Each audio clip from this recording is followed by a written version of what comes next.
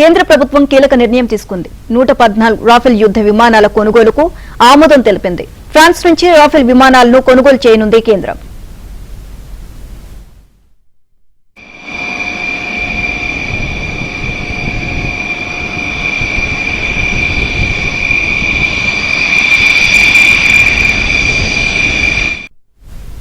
కేంద్ర ప్రభుత్వం కీలక నిర్ణయం తీసుకుంది. 114 రాఫెల్ యుద్ధ విమానాలు కొనుగోలుకు ఆమోదం తెలిపింది. ఫ్రాన్స్ నుంచి రాఫెల్ విమానాలు కొనుగోలు చేయనుంది కేంద్రం.